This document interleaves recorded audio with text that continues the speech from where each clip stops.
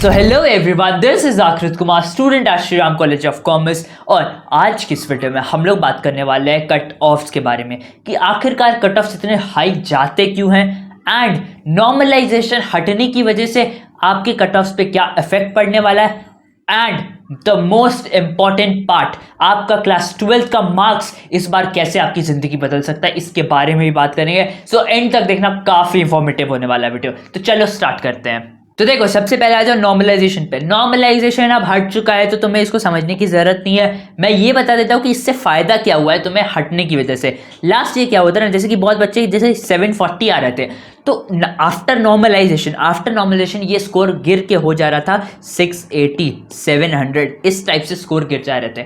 तो इस बार क्योंकि नॉर्मलाइजेशन नहीं हो रहा, तुम्हारे पास ये फायदा है एंड तुम्हें इस चीज की टेंशन नहीं लेनी अब कि तुम्हारे स्कोर्स अब नीचे गिरने वाले हैं। स्कोर्स नहीं गिरेंगे, जितनी आप मेहनत करोगे उतने नंबर आपको मिलेंगे, उतने ही नंबर पे आपका एडमिशन होने वाला है। तो तैयारी जबरदस्त रखनी है, इस बार फुल में फुल का ट्राई करना है, क्योंकि अगर आपको एसआरसीसी आना है तो एसआरसीसी मांगता है परफेक्शन एंड उसके लिए आपको परफेक्शन वाली मेहनत करनी पड़ेगी। इसलिए टारगेट रखो कि फुल में फुल आ जाए एंड अगर जितना भी नंबर आता है ना, तो देख लेना कि वो तुम्हारी मेहनत से आया है, जितना तुमने दिया था एफर्ट उतना तुम्हारा नंबर आया है। ठीक है, तो देखो नॉर्मलाइजेशन तो हट गया, इसकी कोई टेंशन नहीं है। अब यूजीसी चेयरमैन ने भी बता दिया कि नॉर्मलाइजेशन हट चुका है एंड नॉर्मलाइजेशन हटने से तुम्हारा काफी ज्यादा फायदा हुआ है। तुम्हारे को टेंशन बिल्कुल नहीं होना चाहिए अब कि तुम्हारा स्कोर कम हो सकता है या नहीं हो सकता, क्योंकि लास्ट ईयर या फिर उससे पहले भी बहुत लोगों को ये लगता था कि अगर मेरा नॉर्मलाइजेशन में गिर गया या फिर जिनका एक्चुअली में गिर गया है वो क्या कर रहे हैं, क्योंकि सीधा नॉर्थ कैंपस जिनका एडमिशन होता है उनका सीधा हो रहा है अब साउथ कैंपस, तो उसमें काफी ज्यादा दिक्कत हो गई थी। इसीलिए अब तो नॉर्मलाइजेशन हट गया है, अच्छे से तैयारी करो एकदम परफेक्ट वाली।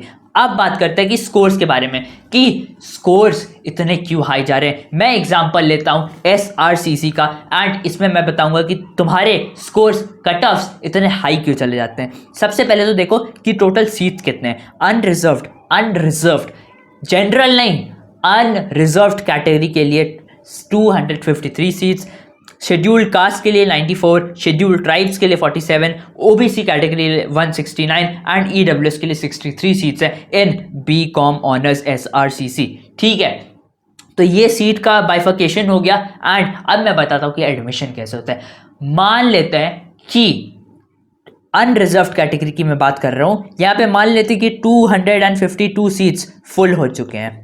ठीक है, फुल हो चुके हैं, इनमें बच्चों का एडमिशन हो चुका है। यहाँ पे बस एक सीट रह गया एंड इस एक सीट के लिए 2 कैंडिडेट्स हैं। ठीक है, एंड सबसे पहले का नाम हम लोग रख लेते हैं स्नोरलैक्स। एक है स्नोरलैक्स जिसका सीईटी में काफी अच्छा नंबर आया है, वो भी एसआरसीसी बीकॉम ऑनर्स टारगेट कर रहा है एंड उसका सीईटी स्कोर है 788। ठीक है, काफी अच्छा स्कोर है। हाँ, आउट ऑफ 800 काफी अच्छा स्कोर है 788। ये भी टारगेट कर रहा है बीकॉम ऑनर्स। ठीक है, ये पूरा खुश है कि इसके 788 आए। एंड दूसरी तरफ है, ये जनरल कैटेगरी का बंदा है। ठीक है, ये जनरल कैटेगरी का है। दूसरी तरफ है सोनम। ठीक है, सोनम एक लड़की है। ठीक है, ये भी खुश है क्योंकि इसके 794 मार्क्स आए आउट ऑफ 800। ठीक है, स्नोरलैक्स से 6 नंबर ज़्यादा, लेकिन ये है ओबीसी कैटेगरी की, OBC NCL category, OBC non creamy layer category की है। ठीक है, तो लोगों को क्या लगता है ना कि क्योंकि सोनम ओबीसी कैटेगरी की है तो इसका एडमिशन तो 169 सीट्स में से होना चाहिए, बट नहीं, ऐसा नहीं होता, क्योंकि यहाँ पे अनरिजर्व्ड कैटेगरी में अभी भी एक सीट बाकी था। 252 सीट्स फुल हुए थे, एक सीट अभी भी बाकी था। अब इसमें से चेक किया जाएगा कि किसके नंबर ज्यादा है। कैटेगरी नहीं देखते, अनरिजर्व्ड सीट्स के लिए कैटेगरी नहीं देखते। अगर कोई ओबीसी का बंदा या बंदी जिसका नंबर ज्यादा है जनरल कैटेगरी वाले से, तो उसे सीट अलॉट हो जाएगा, यानी कि ये जो आखिरी सीट है ये अलॉट होगा सोनम को at 794 marks rather than Snorlax. अब स्नोरलैक्स को किसी और कॉलेज में जाना पड़ेगा, इसीलिए कट ऑफ्स हाई जाते हैं। देखो, मान लेते हैं कि अब एक और एग्जांपल ले लो कि कोई शेड्यूल्ड ट्राइब का था, उसके भी नंबर, उसके 800 नंबर आए थे। हाँ, तो उसका जो सीट अलॉटमेंट है वो इस 47 सीट्स में ना होकर 253 सीट्स के अंडर होगा, क्योंकि इसका कट ऑफ जो है अनरिजर्व कैटेगरी के अंदर आ जाएगा एंड इसको सीट मिलेगा 253 सीट से। इसीलिए जनरल वालों के लिए थोड़ा सीट कम बच जाता है एंड कट ऑफ जो है वो काफी हाई चले जाते हैं। लास्ट ईयर एसआरसीसी का बीकॉम ऑनर्स के लिए कट ऑफ 780 रहा था एंड इससे पहले 782 रहा था।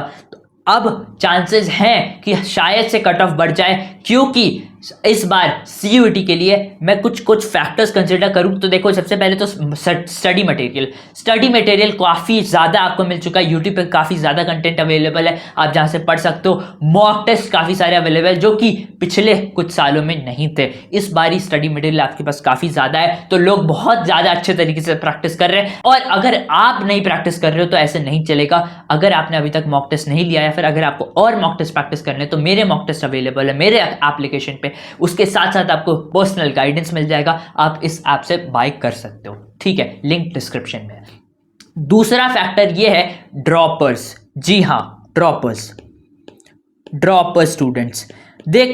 देखो मैंने स्टार्टिंग में बताया था ना जिसके 740 आ रहे हैं उसका 680 गिर गया था एंड वो नॉर्थ कैंपस से सीधा साउथ कैंपस में गिरा था। इसीलिए काफी ज्यादा ऐसे लोग हैं जो पार्शियल ड्रॉप ले रहे हैं एंड जिनके 740 आए थे पिछली बार वो फिर से सीयूटी दे रहे हैं। इसीलिए हो सकता है कि आपका कट ऑफ इस बार हल्का सा और बढ़ जाए एंड कंपटीशन भी बढ़ जाए if the CUET question level remains the same. अगर डिफिकल्टी लेवल सेम रहती है तो शायद से कट ऑफ और ज्यादा बढ़ सकता है, ठीक है। लेकिन इसका ये मतलब नहीं कि आप कर नहीं सकते अगर आप फुल मेहनत करोगे। इस बार तो यार नॉर्मलाइजेशन नहीं है, जितना आप एफर्ट डालोगे ना उतने आपके नंबर आएंगे एंड अगर आप अच्छे से प्रैक्टिस करोगे तो आपकी गारंटीड है कि अच्छे कॉलेज में आपका एडमिशन होना ही होना है, ठीक है। अब देखो मैं बताता हूं, ये तो तुमने समझ लिया कि एडमिशन के लिए, ठीक है, कि एसआरसीसी में एडमिशन कैसे होता है, अनरिजर्व्ड कैटेगरी क्या है एंड कट ऑफ इतने हाई क्यों जाते हैं। तुम्हें अब समझ में आ गया होगा, थोड़ा क्लियर हो चुका होगा,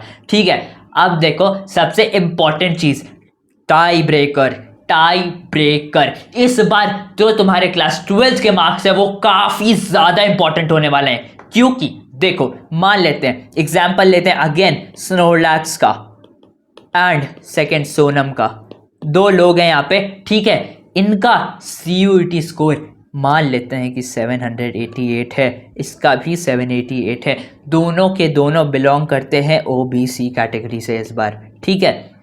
दोनों के दोनों ओबीसी कैटेगरी से बिलोंग करते हैं एंड एट द एंड सिर्फ एक सीट बच रहा है, ठीक है। जनरल ये अनरिजर्व्ड का सीट खत्म हो गया, शेड्यूल्ड कास्ट का जो था रिजर्व्ड उनके लिए पूरा सीट फुल हो गया, शेड्यूल्ड ट्राइब्स का फुल हो गया एंड अब बचा है सिर्फ ओबीसी का सीट एंड 168 सीट्स फुल हो गए, बस एक सीट बच रहा है 169 सीट। अब इनमें से किसको मिलेगा ये देख लो। अब देखो दोनों के कैटेगरी सेम है, दोनों के सीयूईटी के मार्क्स सेम है, ठीक है, 788। तो किसे सीट मिलेगा? मेरी बात सुनो, जिसके भी क्लास 12th में सबसे ज्यादा नंबर होंगे उसको सीट मिलेगा आउट ऑफ बेस्ट 3 सब्जेक्ट्स। मान लेते हैं कि स्नोरलैक्स के 95 थे, एक और सब्जेक्ट में 95 and 98। These are the best scores that Snorlax had in his class 12th marksheet, ठीक है। मान लेते हैं अकाउंट्स में इतना था, बीएसटी में इतना था एंड इकोनॉमिक्स में इतना था। ये स्नोरलैक्स का बेस्ट स्कोर है, इससे ऊपर कोई स्कोर नहीं है उसके पूरे मार्कशीट में, ठीक है। ये 3 बेस्ट स्कोर थे एंड सोनम के लिए मान लेते हैं उसका 90 था, 98 था एंड 95 था। ये उसका मार्क्स बनता है। मान लेते हैं same accountancy, business studies and economics, उसके लिए भी सेम, ठीक है। ये इसके बेस्ट मार्क्स है एंड ये इसके बेस्ट मार्क्स है, बेस्ट 3 सब्जेक्ट्स, ठीक है। अब परसेंटेज निकाल लेते हैं, इसका हो जाएगा 96% एंड इसका हो जाएगा 94.3%, ठीक है। तो बेस्ट 3 का परसेंटेज इतना हुआ, इसका बेस्ट 3 का परसेंटेज इतना हुआ। परसेंटेज किसका ज़्यादा है? स्नोरलैक्स का। सीट किसको मिलेगी? स्नोरलैक्स को। तो इसका मतलब है सीयूईटी का स्कोर सेम होने के बावजूद, कैटेगरी सेम होने के बावजूद सीट किसको मिल रहा है? स्नोरलैक्स को, क्योंकि क्लास 12th में उसके मार्क्स ज़्यादा थे। इसीलिए क्लास 12th का मार्क्स काफ़ी ज़्यादा इंपॉर्टेंट होने वाला है एंड नॉर्मलाइजेशन इस बार नहीं है, आपका नहीं है। तो काफ़ी सारे ऐसे स्टूडेंट्स होने वाले हैं जिनका स्कोर सेम होने वाला है, इसीलिए टाई ब्रेकर एक बहुत बड़ा रोल निभाने वाला है इस बार। अब एक और कंडीशन इसमें दिए हुए हैं कि मान लेते बेस्ट 3 सब्जेक्ट्स में भी स्कोर सेम रहा, उस केस में क्या होगा, तो बेस्ट 4 देखा जाएगा। अगर उस केस में भी सेम रहा तब बेस्ट 5 देखा जाएगा। एंड अगर किसी केस में बेस्ट 5 सब्जेक्ट्स भी सेम रहे, कैटेगरी भी सेम रही, सीयूटी के मार्क्स भी सेम रहे, उस केस में क्या होगा, जो भी ओल्डर कैंडिडेट होगा यानी जिसकी भी एज ज़्यादा होगी, भले ही वो एक दिन से भी हो, उसे सीट मिल जाएगा। यानी कि ये तो काफ़ी रेयर कंडीशन होगा, लेकिन जिसकी भी एज ज़्यादा होगी उसे सीट मिल जाएगा। तो ये है आपका टाई ब्रेकर रूल, काफ़ी इंपॉर्टेंट होने वाला है इस बार, क्योंकि काफ़ी सारे लोगों के नंबर सेम होने वाले एंड इसी बेसिस पे आपको सीट अलॉट हो जाएगा। तो मैं होप कर रहा हूँ कि आपके क्लास 12th में अच्छे खासे नंबर होंगे। नहीं है कोई प्रॉब्लम नहीं है, सीयूईटी के नंबर पे फोकस करो। अगर सीयूईटी के नंबर ज़्यादा आ गए तो आपको कोई नहीं रोक सकता, एंड 800 में 800 आ गए तब तो आपको कभी कोई नहीं रोक सकता, आपका एडमिशन कंफर्म होना ही होना है in one of the best college which ever you like, उसमें एडमिशन हो जाएगा, कोई प्रॉब्लम नहीं। इसीलिए फोकस ऑन बीइंग परफेक्ट, ठीक है, परफेक्ट नंबर के लिए टारगेट करो, परफेक्ट बनो एंड अपना एडमिशन सबसे बेस्ट कॉलेज में लो, ठीक है। आई होप तुम्हें काफ़ी सारी चीज़ें इससे क्लियर हो गई होंगी एंड अब मैं तुमसे मिलता हूँ SRCC में।